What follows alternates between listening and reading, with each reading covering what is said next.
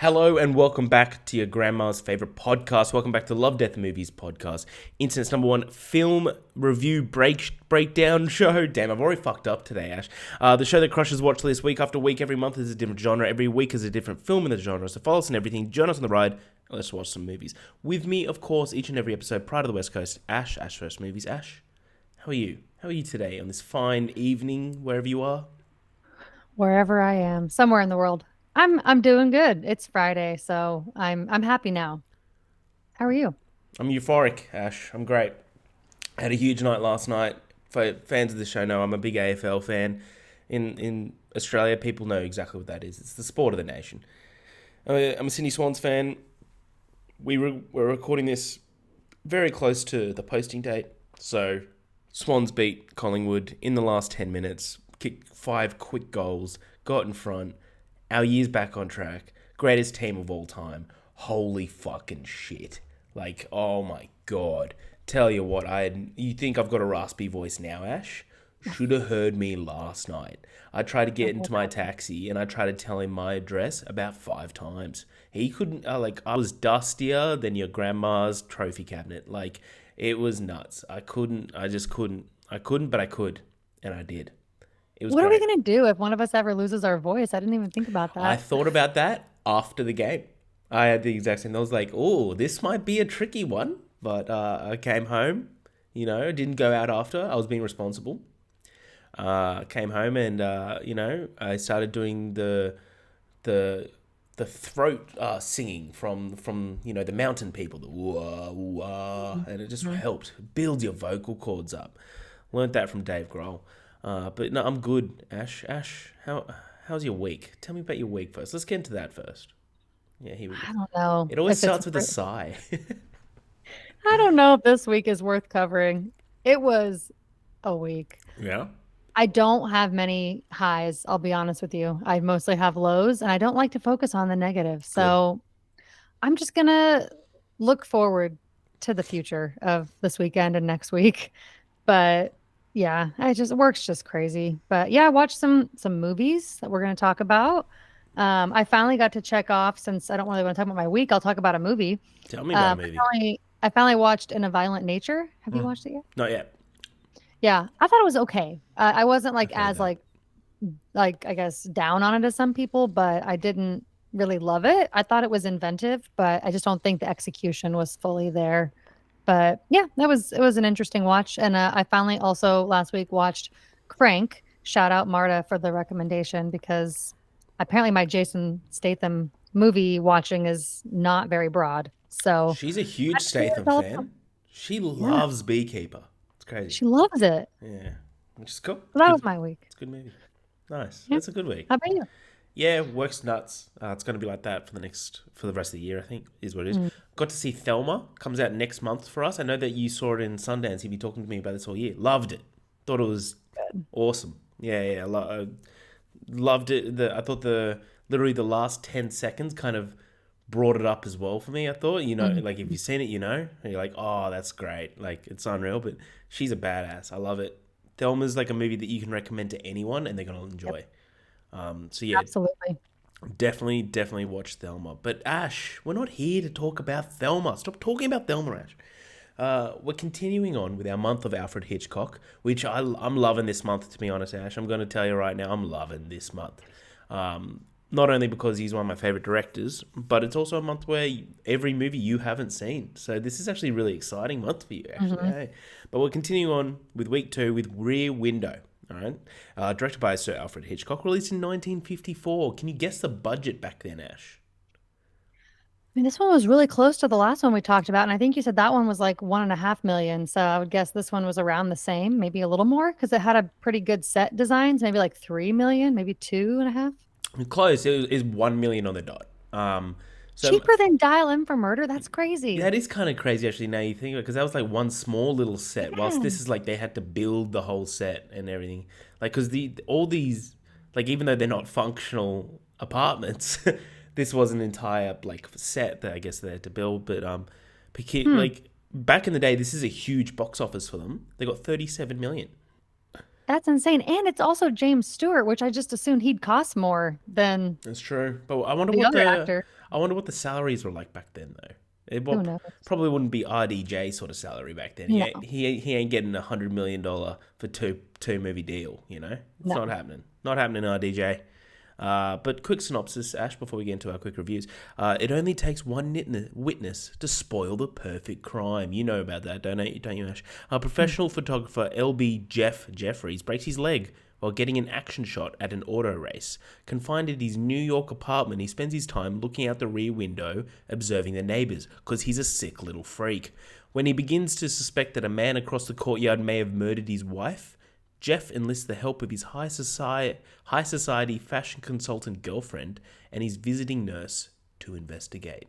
So Ash, let's start with you because this is every movie this month we're going to start with you because you haven't seen any movie. By the way, if you can hear my phone vibrate, I don't know how to turn off vibrate.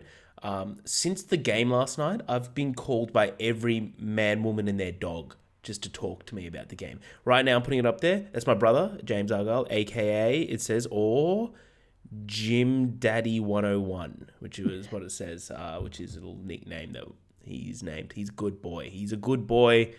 He called me earlier. He's at his son's AFL game. And he's just like, Oh, his son's name's Callum. Lovely kid. Fucking salt of the earth. I'd go to war for that child. He's also my nephew, so I have to. But he's just like, go on, Cal, you got this. As we fucking did it. He's like on the phone, so yeah. But yeah, so if you hear vibrations, I'm going to try and mask it as much as possible. But Ash, what do you think of Rear Window? yeah. Okay, so Rear Window, I feel like is the one that I built up the most in my head, if I'm being honest, because it's the highest rated on Letterboxd. It's like a 4.4. So it's like that means it's mostly 5 or probably 4.5 stars for people. And most of my mutuals give it like a 5. So my expectations were very high.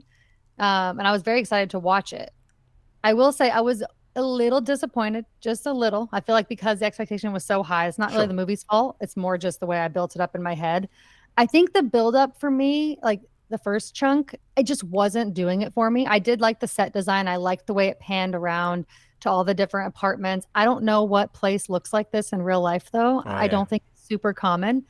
But I thought it was really cool the way that they designed it and the way that like the shots were even when he would watch him walk to the street and you can kind of see him through that little skinny alleyway. I really liked all of that. And I love James Stewart, of course. I mean, he's fantastic in everything that he's in. Grace Kelly, once again, Oh, fantastic, beautiful, we should per start a usual. smoke show list for this podcast and We need to. list out every, because she would take second place after the wife out of Warrior, Yes. but she's on the list and she's a strong contender.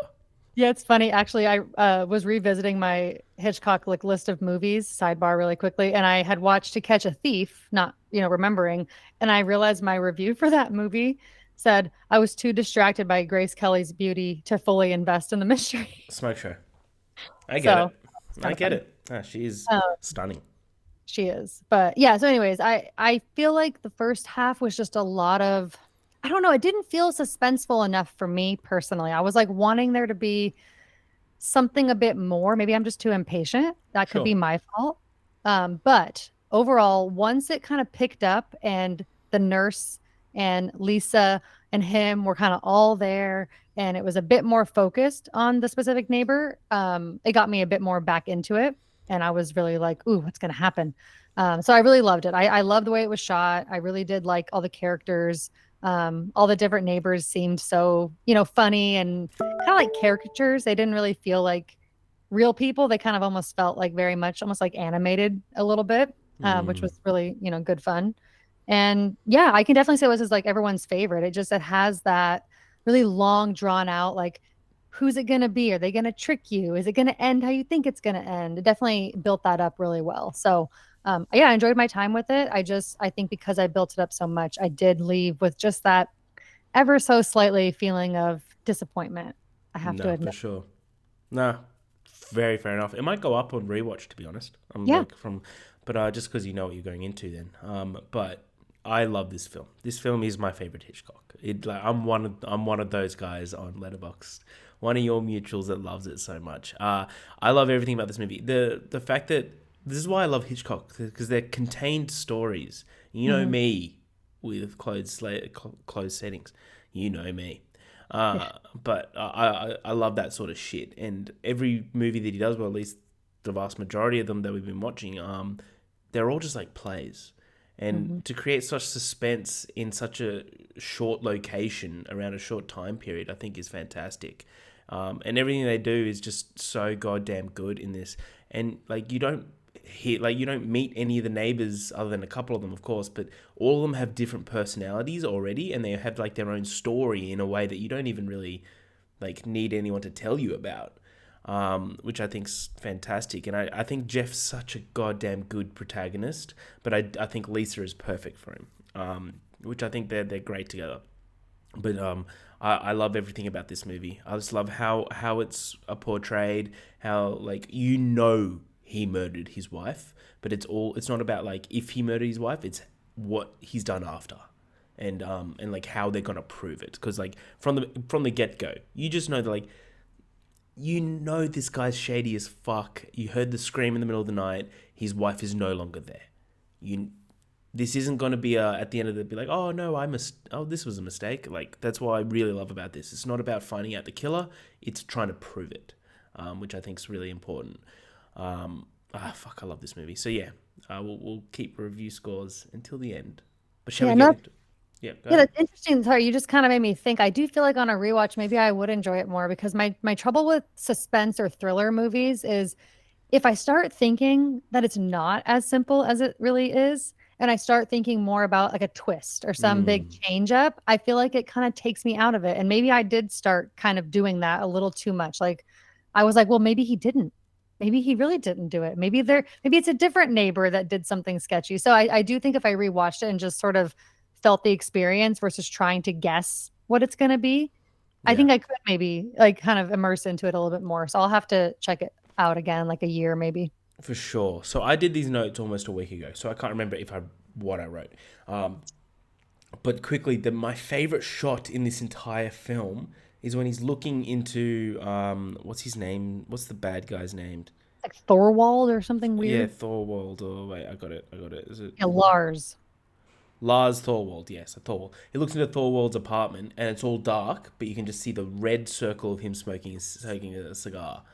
I think that is perfect. I think that's like one of the best shots of all time because he's just sitting there, just listening to the aftermath of Mhm. something that he did. We'll find out what he did, but That's a really great shot. You're right about that. And when she's climbing up the ladder too, I doing the love the way that's parkour. so cool.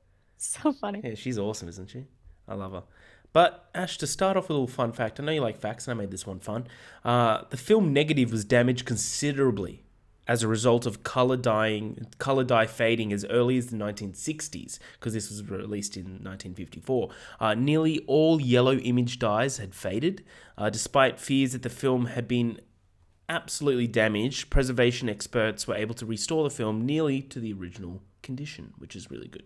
So if you go see the movie during the 60s, tough luck. But now we're good, you know. So we did kind of see the original kind of vision, which is good. To start us off, let's get into the film. I haven't really broken this into parts. We're going to do the same as last week. I'm just going to stop whenever, but like stop me if you want to say anything at all, Ash. All right, just put up your hand, yell, say stop, Harry, stop.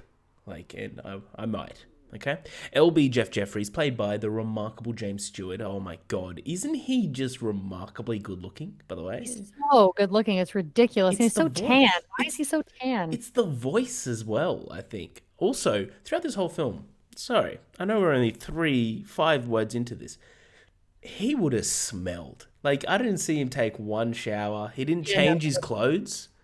Like, unless you have like 6 pairs of the same pajamas, you're just sitting there in a very hot summer, sweating it up. You're gross, James. You're Hmm. gross. That's all I got to say. He recuperates from a broken leg during a sweltering New York summer. There we go. Sweltering. Just stop wearing long clothes. Wear shorts. It's fine.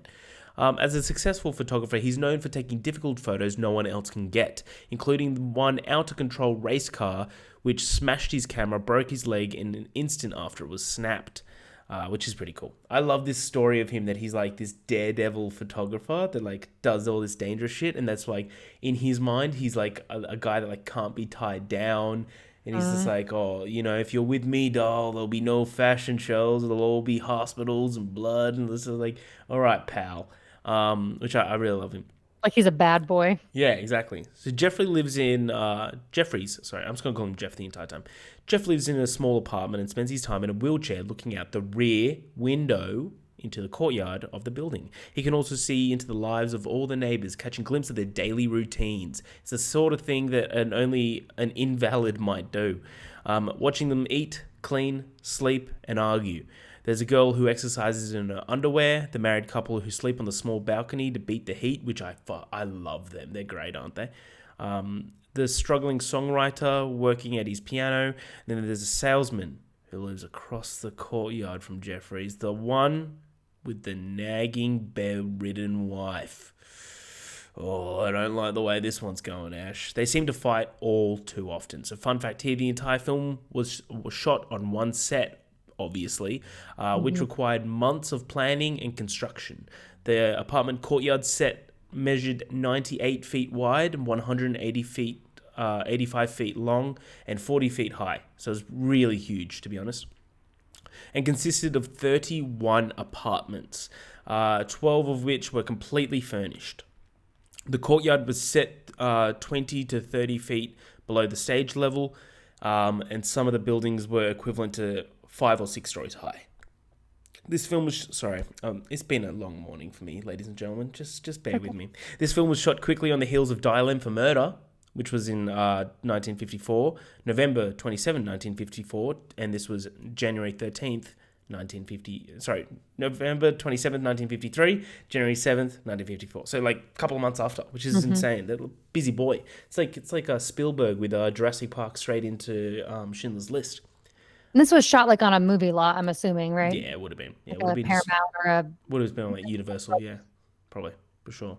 But it's really cool what they did with the set, right? Like that's one thing to like. Let's stop here and just talk about the set because the set's the kind of like a character on its own, right? It's showing all these like little stories into everyone's life. You've got the woman that's always exercising, and you think that where's her boyfriend? And then you finally meet the boyfriend at the end, and it's some guy coming back from the army. He's this like little short king. Fucking love him. You got the couple upstairs living on the balcony that's got the little sweet little small dog. You got the neighbor that's next door that's like always arguing with Thorwald. You stop arguing with him. But did you notice that I'm not sure I got it in the notes. The piano player, the struggling songwriter. There's one scene towards the beginning where he's playing on the piano and there's someone fixing his clock in his apartment, and the guy fixing his clock is Hitchcock. That's him. Oh, how funny. I did not know that, but I did remember that scene. Yeah, so when you see it for a second time, look out for that because that's he does cameos in I think all of his movies, well, if not all, most. He's great. He was in Dial M for Murder. He was in when the inspector came to the house and was like, "Hey, do you know this man?" And it's who killed him? And he's like, "Oh, I do. I went to school with him." And pulls out a photo and shows him Hitchcock's in that photo looking at the camera. It's things like that. He's in it. But yeah. I think this set's unbelievable. Don't you think this set's like a character of the entire film?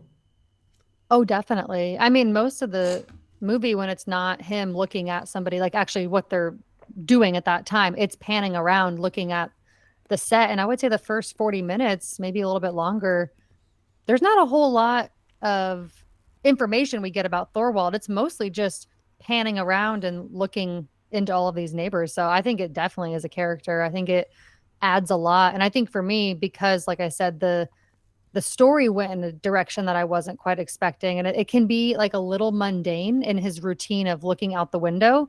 I think the set adds to it. It adds value to the movie. It's not just there existing. It's actually adding to, your excitement with what's going on and adding to the suspense by not knowing which neighbor are we going to look at next or which apartment are we going to get a look into next. So not that I support what he's doing by looking into what he's they're a doing. sick little freak, right?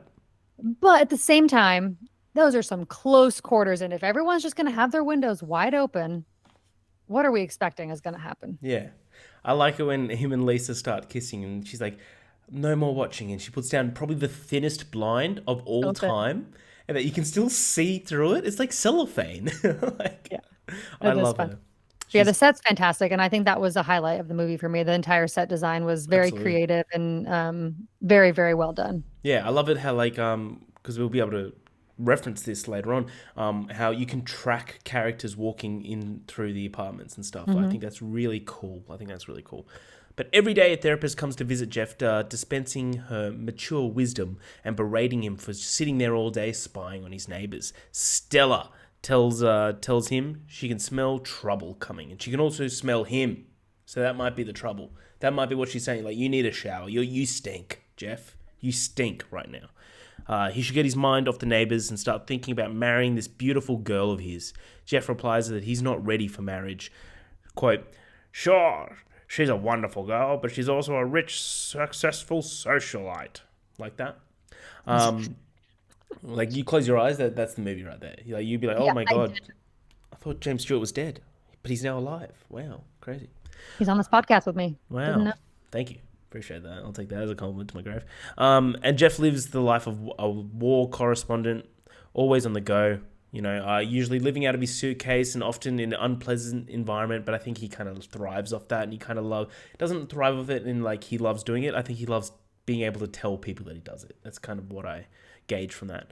It's not the life that he wants to offer her. Well, says Stella, that sorry, I thought that was James Joyce. I wrote all these quotes and don't even remember who's saying them. Well, says Stella, that girl is packed with love, and you're right down to your fingertips. Or love for you right down to her fingertips. That girl arrives shortly after Stella arrives. Lisa, played by, holy smokes, just round of applause. Grace Kelly, round of applause. She still got it. Unreal, right? Wow, this many years on.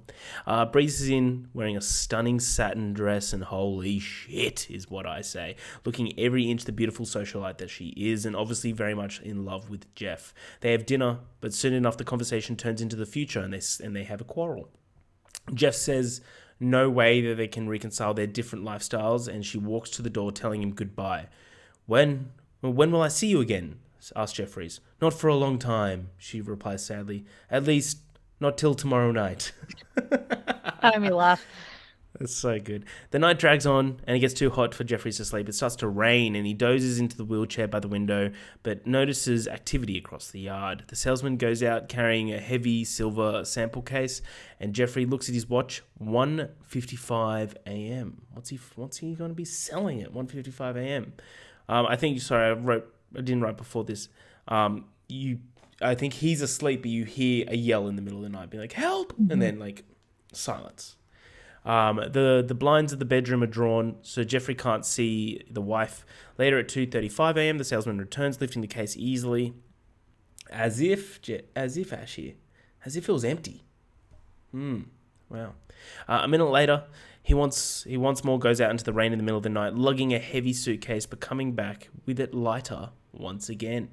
Intrigued, Jeffries wonders what the salesman is doing, but he finally dozes off until daybreak. At daybreak, the salesman is seen leaving the apartment with a woman wearing all black clothing whose face cannot be seen. However, Jeffries is fast asleep and does not notice the salesman and the mysterious woman leave. Okay. So, Ash, what do you think about the start of this film? The kind of introduction of Jeff and Lisa, but also like the thing that is definitely a murder. Yeah. Couple things. Do Give it they to me. not seem a little bit different in age? Oh yeah, Like, he looks like he's like 30, 20 years older than her. She I looks thought probably you were gonna like, say he's in his 30s. I was thinking oh more no, no, like, I was thinking like how the age difference for sure. No, yeah, no, he looks yeah, like he's like 50-ish. that's what And I was thinking. she looks like mid 20s. That's exactly what I was thinking. Yeah, Yeah. and I looked it up. I think they're about 20 years apart as far as like real life too. So, Yeah, wow. I mean, I mean, I don't blame her. I mean, it's James Stewart, And I but don't blame him. It's Grace Kelly. yeah, I was just thinking that seems a bit like an odd like relationship from her perspective, I guess. Like she's young and kind of could probably get anyone she wants, and she just wants this guy who's like probably in his late 40s. But that's fine. So that's just one thought that I had. Also, I really get tired of this accent that she does. It's like we were talking about with Marta, like the transatlantic kind of Yeah. that's like obviously the classic Hollywood era. Like they always did that in the 40s and 50s, but it gets so distracting. My thought when I watch all these Hitchcock movies so far is did people actually speak like this to one another? Like they're so formal. Like I think about talking to you on a regular basis. I cannot imagine or even, to my husband, it's like, I can't Yeah. imagine speaking so formal Yeah, all the you time. already talked to me. So like that's enough, I think. Like that's time out, no more. I can't. I can't. Error on the Uh, field. Sorry. so anyways, those are just two random thoughts I had watching this. Just like it gets a little distracting when you're so in a different world. We're in 2024, and so to have to send my brain back into that type of dialogue, it always is a little bit jarring. But I did really enjoy Stella. I think that she's really funny. I think that she banters with him very nicely. Um, I think that it's weird that he calls her Lisa. It sounds like Yeah, he's I saying thought that as Lisa. well. I was just like, am I missing? But it's just like maybe it's like a speech impediment of his, maybe or something like laser. I think it's just the way his accent is. I'm not sure where he's from, but I think he just has a little bit of like a different tone to his voice. But yeah, I think that it's interesting to watch their development. I think there's a very clear moment when we know that he is like, okay, maybe this woman is for me. I think when she starts getting a little more dangerous and brave, I think he starts to shift his opinion. I think his reasons are stupid. I think she clearly loves him and he needs to just grow up, even though he's a full blown adult. He needs to grow up and realize it's okay to have different careers and different lives and still love somebody. But yeah, I think that the scenes, like this is what I was talking about earlier. I think the scenes where it kind of just like fades to black and it's just kind of him waking up and doing the same routine every day. It got a little repetitive for me, a little too mundane. But once Lisa came around, I just did it. Lisa, you did, yeah. Lisa came around a bit more consistently, like after that night where they fight and she ends up coming back. I think it kind of started to pick up a little bit more for me, but I was having a little bit of trouble with that. Like 20 minutes in through like roughly like 50 minutes in, there's that little Mm, chunk was kind of not my favorite. sure. No, I like the where he's like living with me. You live your life out of a suitcase, and so she goes home. Then she comes back with a like, little suitcase. She goes, Yes. "Got my life." So cute. She has her like, expensive pajamas in there. He has She's got so little slippers and stuff. That's the thing I like about her character. She's clearly very rich and likes to live that like luxurious life, but she still is so like down to earth. She's trying really hard to be down to earth, even though he doesn't think she is. She's trying, which I Yeah, think is, I can applaud her for that. yeah, she's awesome. She's great. Hell yeah, nice. What do you think about Thorwald? Straight Oh yeah. away. Okay, I can't stand this way they did this actor's hair. It was very distracting to Yeah, me. They put way too much effort into dyeing it gray. I don't yeah. know what they were doing, It looked but like an old Jimmy Neutron. yeah, whoever did the hair for him, fired, fired guy. Prison for Um, life. Yes. But other than that, yes, sorry, the scenes where he's walking in the rain, really good suspense there of him walking. It reminded me of a lot of movies, like more modern movies where they like I'm assuming he cut the body up and put it in the suitcase in different portions so he could get rid of it all over town. We've seen that in so many movies That's why he now. had the saw. Yeah. Yeah, so I thought that was really clever. And I love that they were almost trying to convince us, and I'm sure you'll get into this chunk of the movie, but where they're trying to almost like convince the viewer, like maybe he did use that for something else, or maybe you start to question it a little bit because of the way the dialogue shifts with the friend he has, the cop. I guess he's a cop, I Yeah, think, yeah. He's a or a cop. lawyer. But yeah, no, I think that Thorwald is a Doyle. great like villain, I guess you could call him. He definitely has that aura about him. I'm curious. I want to know more about the wife. I was very curious. Like, why is she an invalid? Why is she in bed? Is she like She was sick. actually like sick? Like has a cold or like sick with cancer? Oh, that's a good question. Oh, and yeah, I don't know. And why is he I'll, murdering his sick wife?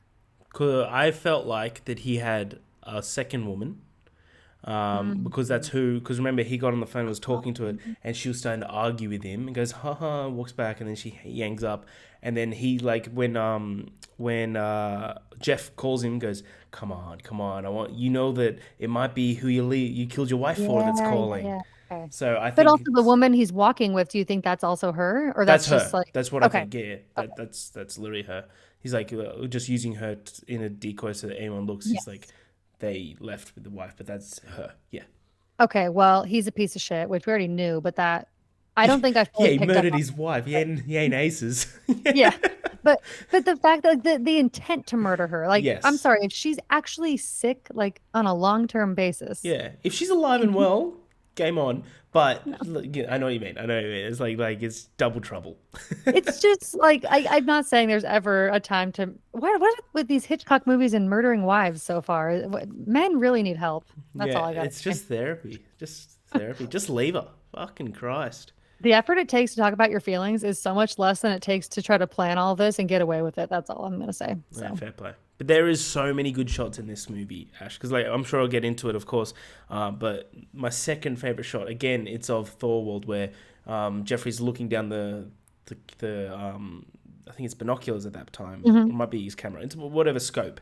And it's when the police are in the apartment and Lisa is there and she's got the wedding ring on and she points behind her back. She just points to it. And you just see Thorwald looks at the wedding ring and then looks dead into the camera. And Yes. like you're like, he's found us. Like it's Yeah. I it's so That is good. probably the best shot in the entire film. I agree. I think that one is like there's so much detail put into it. And he was clearly thinking about every character involved. And even it's from a distance. The shot is kind of from a distance, but it still tells so much. And you see so much facial expression, which was really cool. And I do love the way he did since you brought it up, the Yeah, camera.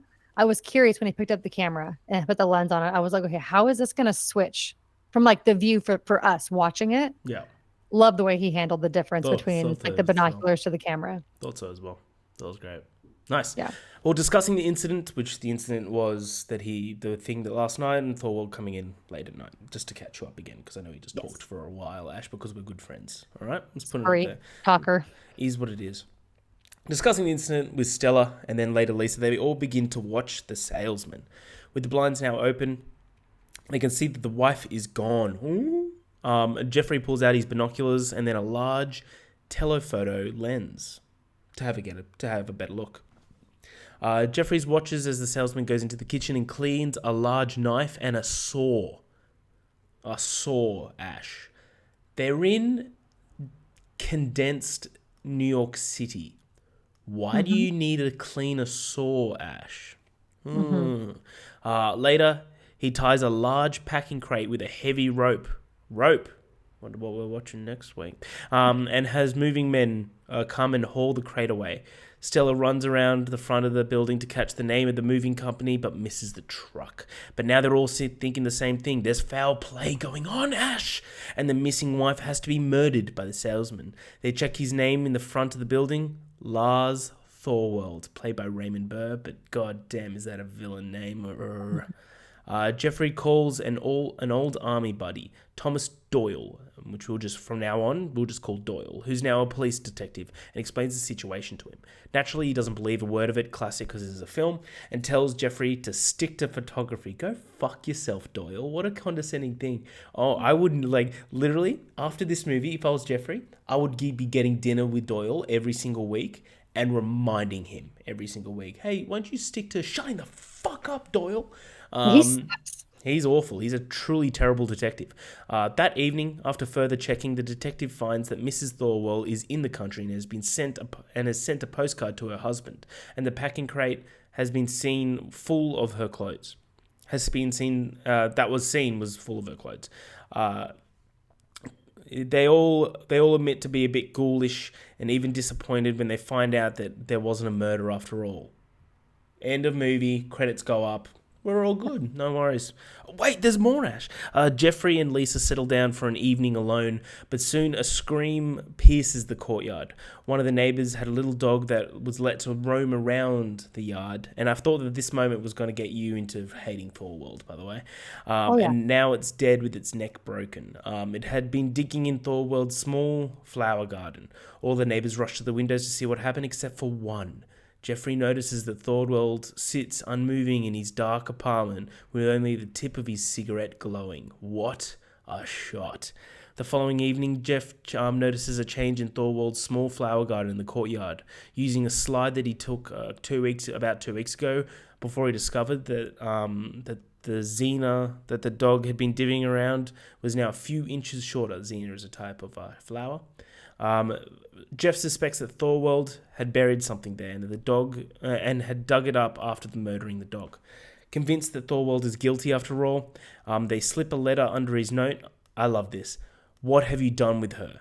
That's all it says. I love that letter so much.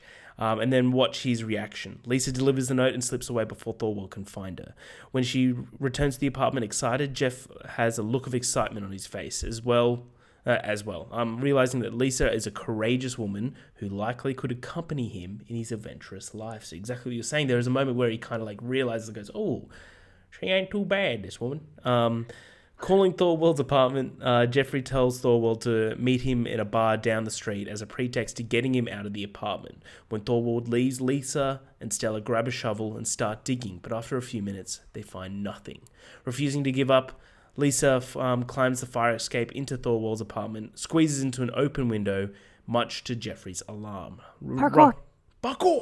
Yeah, rummaging around the apartment, Jeffrey finds Mrs. Thorwald's purse and wedding ring, things she surely would never have left behind if she went on this trip. She holds them up for Jeffrey to see, but he can only watch in terror as Thorwald comes back up the stairs to the apartment. Lisa is trapped. So we'll stop there. What do you think about this part of the film? This is like the moment where the whole audience is like, oh, wait, he's definitely done this, right? Yeah. Sorry, I was just gonna say, I feel like as you're like saying it all, it's like I'm kind of like, oh, maybe I did like it more than I thought. I don't know. That's what these podcasts do. Absolutely, it does. They do.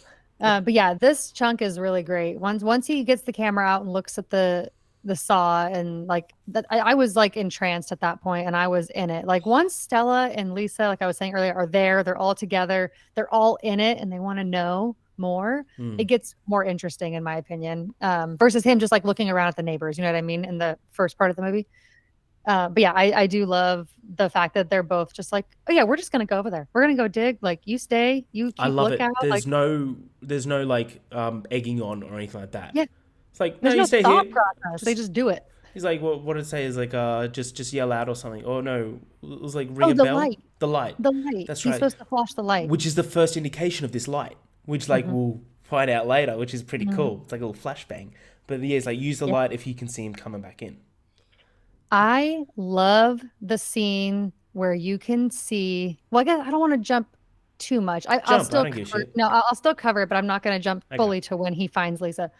But just the way it's shot, I was unsure at first if it was going to jump to like her perspective. I figured it wouldn't because the whole movie is from his perspective, from Jeff's.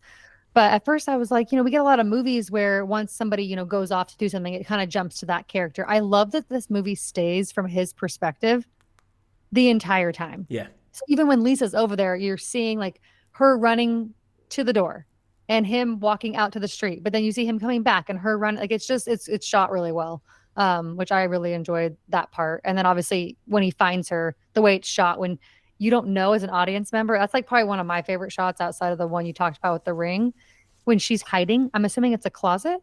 Yeah, we don't know. Like we don't know. Yeah. She's hiding and he starts to walk and you don't see anyone for like 5-7 seconds. And then they both just start walking. Like that scene was really cool, which was going to be where you pick up from, obviously. So I'm sorry, spoilers ahead. But yeah, I love that scene. But yeah, I think it's just a lot of great like build up. Like you said, we don't really know. It's like, are they going to find anything? What happened to the dog? You definitely start to be confirmed that this guy did something. I feel like at this point, there's really no question in your mind. We just don't know exactly like how it's going to go down and how, if or when he'll get caught, but you definitely know that he did it. And yeah, fuck him for doing that to that dog. Yeah. Never forgive him. And I want to get Scooter one of those baskets that drops 3 flights down and lets him go run around. I think that would be great. Are you in an apartment block? No, I'm in a house. I thought you were in a house, but I was like, that'd be actually really cool. Scooter's little Scoot. Really cool. Oh, he's Scoot. No, he can't be trusted. If I open the front door, Scoot that little guy is running. Oh yeah, he's an escape artist, that Scooter. Mm-hmm. Good dog though. But there's so much tension in just like the way that Hitchcock films these movies. Of like, she's like celebrating with the ring, but you can see it in a way that it's like the apartment, but also the hallway outside the apartment. You can see Thorwald walking up the hallway, and you're like, "Fuck, shit's about to happen." And then like he was about to kill her. You could tell, right? Like that was it. And he turned off the lights. She's screaming. Like, someone just go in and be like, hey, what's up? What's going on over there? Everyone sweet? Yeah, like. Yeah, one part I didn't really like or understand. Why did Stella and Jeff just like sit there going like, oh no, Lisa, like why didn't they do something sooner? Why doesn't he yell out? Yeah, that's what I'm saying. Why were they Yeah. quiet while this was that part I could not understand and for the life of me why that was the reaction. Maybe they Yeah. went into shock. I don't know. Yeah, that is it. Like, there's all this shit about, like, in hindsight, we would act different. Because I agree with you. Like, I was like, just scream out, just start screaming, be like, help, he's killing her, help, or something like that. But, like, I think at the same time, he's also trying to cover it. Like, he can't move as well. So he That's can't, true. like, because if he was able to move, for one, she wouldn't be over there, he would. But it's also like, he would be there with her and they'd be able to, Yeah. I don't know, If it fight was for a bit. me, if I was Stella, I would have not gone back if I didn't like if she wasn't down there yet. And if she got stuck in a predicament like that, I would have like almost tried to like stop him or something like on the street or be like, just make up something to like stop him from going back. But then again, I don't know how they would have warned her because there's no cell phones, there's no No. texting, there's no, yeah, they couldn't really communicate. So I guess in hindsight, it's easy to say, but yeah, in the moment, I guess they handled it the only way they could. Yeah. It's so good. I love this movie so fucking much. Thorwald, you sly piece of shit. Calling the police as Thorwald goes in, he and Stella watch helplessly as Lisa tries to hide, but is found by Thorwald moments later, just like what you said. They see her try to talk her way out of it, but Thorwald grabs and begins to assault her. Terrified by their helplessness, they could only watch as he turns off the lights and listens as Lisa screams for help. The police arrive after they called him about 20 seconds earlier and beat on Thorwald's door, saving Lisa just in time. Jeffries watches from across the courtyard as the police question Lisa, then arrest her.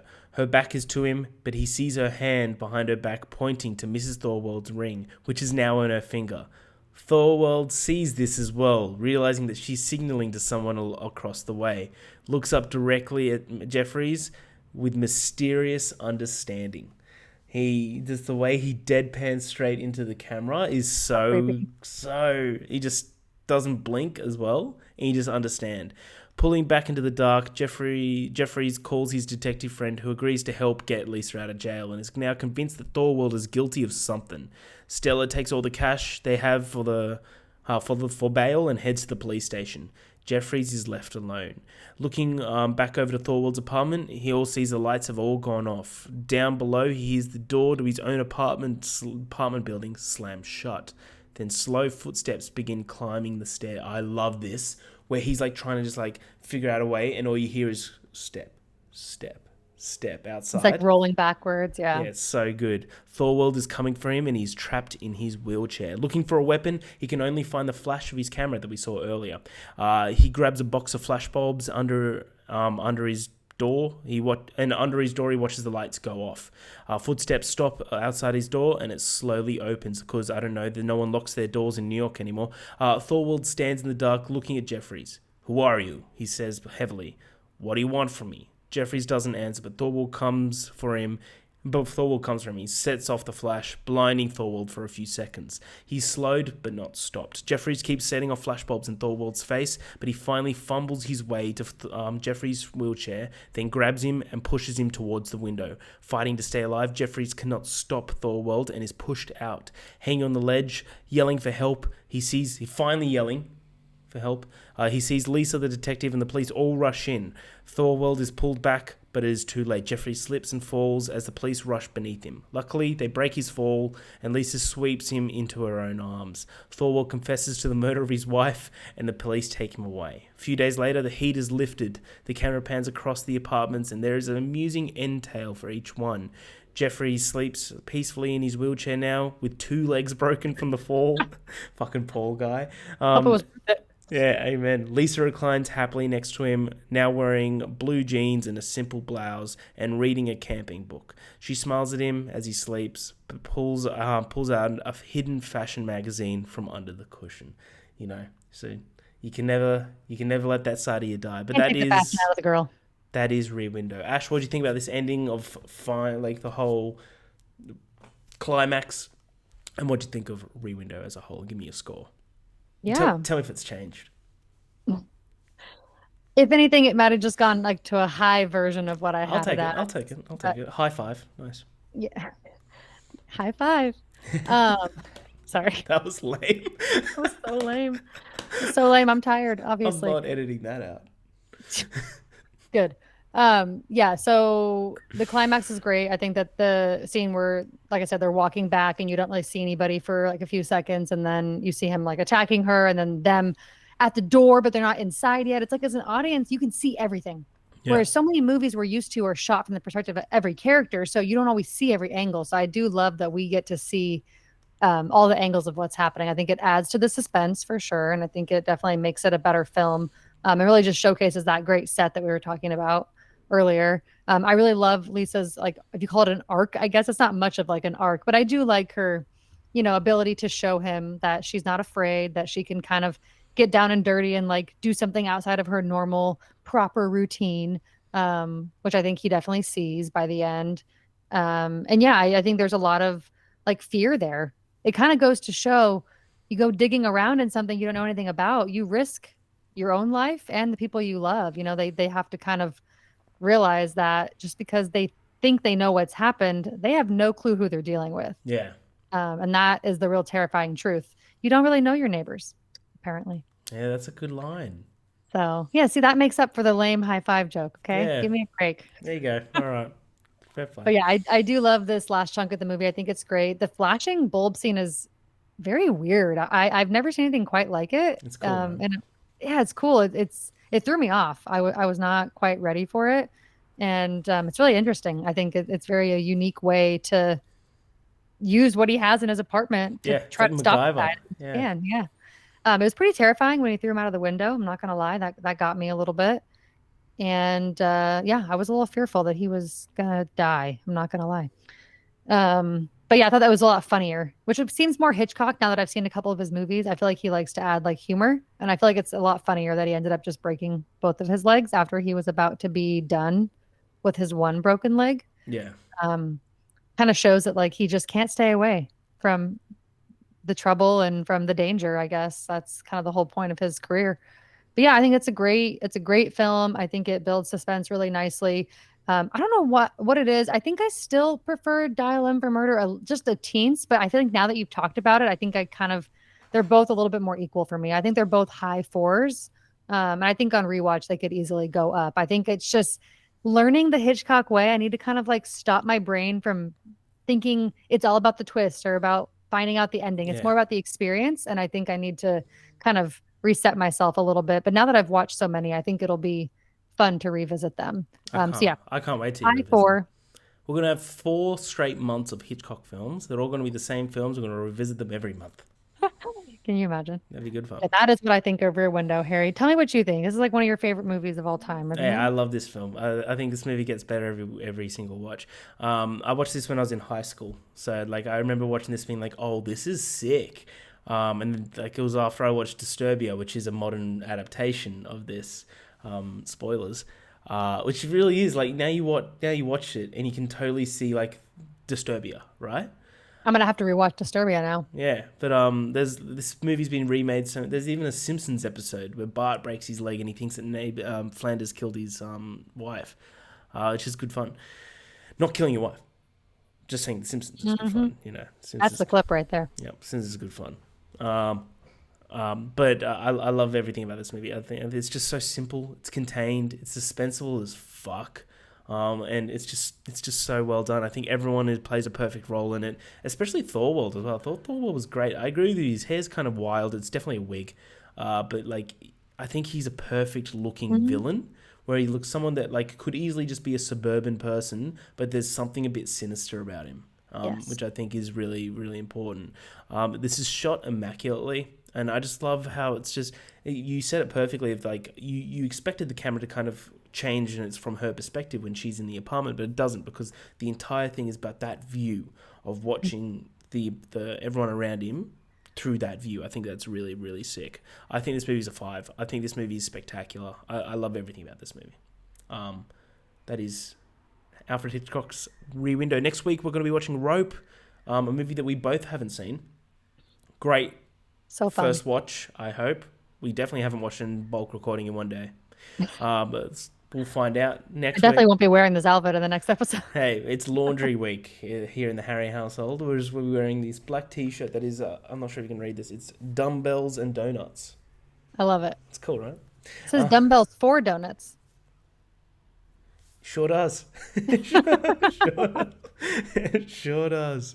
Whoops. But yeah, watch that for next week. That is our review for Rear Window. So watch Rope for next week. But until then, we're going to a little quick game of the show. We're just going to do a quick guess the movie, Ash. So I've got a movie. You got 20 questions to ask, yes or no questions, and you got to guess the movie. Simple. Can you do it? Who knows? Find out next time on Dragon Ball Z. Ash. Find out. I have the movie. What is your first question? Okay. Well, last time we did this, you thought you knew me, and I could go the same route and think that I know you. Do I know you? No. I don't feel like you're going to give me something from the 90s, because that's my thing. It is. I'm going to go ahead and ask, is it a movie that is from before 1970? The movie was not released before the year 1970. Okay. I'm going to write all these down so in case you want to reference them. Is it? Well, no, it's a dumb question. You wouldn't give me a movie I haven't seen, obviously. My instinct was to ask if it was a movie we've both seen, but I think that's pretty obvious. There's a free question. I got this from your Letterboxd films. Oh, okay. Yeah. Okay. Is it a movie that I rate highly? What would you say is highly? Like 4 or more. Let me double check. Like I really liked it. Confirming you have rated this film either a 4 or higher. Cool. Okay. Trying to think what genre you might go with or what vibe you might go with. It's already a pretty good question, to be honest. I like that. Do I rate it highly? Because it's some, not saying you don't love movies, you know what I mean? But, it's something that, it's not going to be like an obscure film. Yeah. I'm not saying it's not obscure. I'm just making conversation. Is it a, when I say is it a international film, like for me, I guess, like, so not like a... Not American-based. US. Yeah, not American-based. No, this is an American-based film. Okay. I'm not sure if like parts of it were filmed outside of America, but it's Yeah. we're on the same page. Yeah. Okay, because that eliminates, I feel like, a lot if it's not international. Yeah. Let's see. I just have to get it out of the way. Does it star Nick Cage? Good question. No, it does not star. Sad day. Would it be Sad better day. if it starred Nick Cage? Maybe. Maybe. I don't know yet. I'll have to decide here. I don't know. Just because it's on the mind and I'm staring at my DVD for Split. Is it directed by M. Night Shyamalan? That's a good question because it is Shyamalan time. It is not directed by M. Night. Trap time. Okay. Well, dang. I don't even know where to go next. Let's see. Is it since we're talking about suspense movies, is it a thriller? I wouldn't say so. Let me see if it's in the letterbox genres. It is not in the letterbox genres. I wouldn't call it a thriller. Okay. Is it an action movie? Action is the second genre. There is action in it. So I would say that is the second genre of it. Okay. But there is one genre above that is the prime genre of this. Just trying to think. I don't watch a lot of action-y type movies, so I'm just trying to narrow it down. Is this released after 2000? This was not released after the year 2000. Okay. It's got to be like an 80s or 90s like action comedy, or my mind is going to Jackie Chan. I don't know why. Does it star Jackie Chan? It does not star Jackie Chan. My mind went to like Rush Hour or something. Okay. Yeah, for sure. Let's see. God, I just have no clue. Is it directed by Quentin Tarantino? No, it is not directed by Quentin Tarantino. I'm looking at all my Blu-rays. I just saw Kill Bill, so that's where I'm getting my question. It's a good question. It's a good question, but no, it's not. I don't even know how many I've asked. I feel like I haven't gotten myself no. 1, 2, 3, 4, 5. You're at 10, so you got another 10. God, I just cannot. Is it an adventure movie? No. Okay. Like, they go on an adventure, but I wouldn't call it an adventure film. There's one specific genre that is before. That is, like, the main genre of this.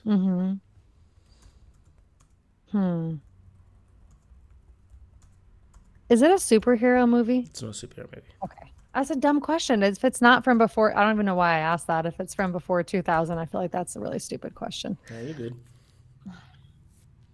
I am just Blanking. There's one question which, if you haven't gotten like in the next two, if you don't ask this question in the next two, I'm going to give you this question, and it's going to give you like a bit of a funnel down to it. Okay. Does it have to do with like who made it or something, or is it more about the genre? It's something different. Hmm. I'm trying to think of like what other questions will lead me to something that aren't related to. Is it in a franchise at all, or have other movies connected to It it? is part of a franchise. Yes. Okay, that definitely helps. Well done. Okay. So franchise is more than 3 films. I'm gonna say, Yeah. because I'm not going to say it's a duo or a trilogy. A franchise I Okay. always call more than 3. Did this movie come out in the 80s? No, did not come out in the 80s. It's got to be a 90s movie then. But I said before 1970, so it could be 70s technically or Yeah, you said you said was it released pre 1970. 1970s? Said no. Yeah. Is this Alien? No. Oh, I was thinking a new one coming out, you might get, plus my face Good hugger back question. there. Good question. I was thinking maybe like sci-fi action. Is that your question? Is it sci-fi? Yes. Okay. Okay, I'm on the right track. I'm Yes, on you the right are. track. Not Alien franchise. Okay. A franchise that's sci-fi You're action. onto it now. Come on. Oh my God. You're onto it now. I just don't know. I need to know what decade because that's gonna help. I have to know if is it 70s? No. Okay, it's got to be 90s. 90s sci-fi franchise. I should have just known. I literally started by saying you wouldn't give me 90s and you gave me 90s, and Yeah. now I'm feeling really stupid for saying that. Do you want me to give you the question that will funnel it? Hold on. Wait. You're on 90s 1, 2, 3. sci-fi action um franchise movie. You got 3 Holy questions to shit. go. Holy shit. I can do this. You can do this. I'm trying to think what movies came out in the 90s. But see, it could be a franchise where one came out in the 90s, but then more came out later. It doesn't mean that they all came out in the 90s. So that's where my brain is going. Mm-hmm. What franchise started in the 90s that I love, that I gave more than a 4?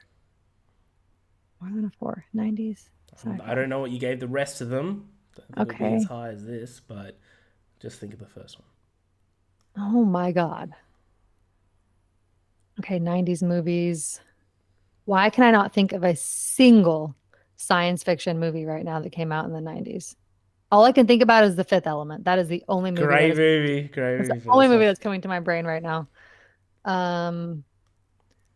Okay. God damn it. Why is this so hard when you're on the spot? I know it is. It is.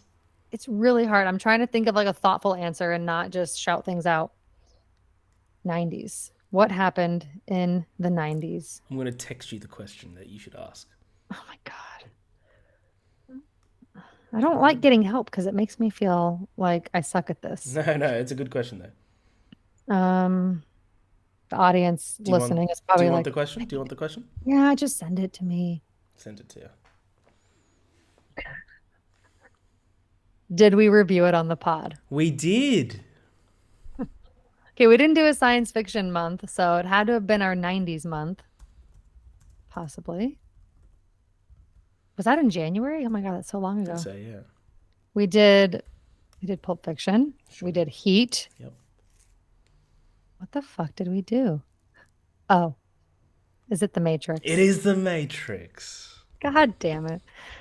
I should have been able to get that. It's like one of your favorite movies of all time. Yeah, amen. But no, you got there. You were close. You were so damn close the whole time. As soon as you said sci-fi, because you go through all these different genres, I'm like, just say sci-fi, and you're so close. But yeah, then you kind of killed yourself by not going 90s straight away. When every Well, other decade. 1999, so Yeah, I was I right. had The to. franchise continued after. That's why I was just like, don't think that the whole thing. Yeah. So well done, nice one. But yeah, you got it right. Well done. Unreal. So that is the end of Love Death Movies. Not the whole podcast, just the episode. But next, That's the end. We're done. and Ash has had enough. Next week, please do watch Rope. Follow us on everything. Everything's in the description. But I'm Harry. That's Ash. Love Death Movies. We'll see you at the movies.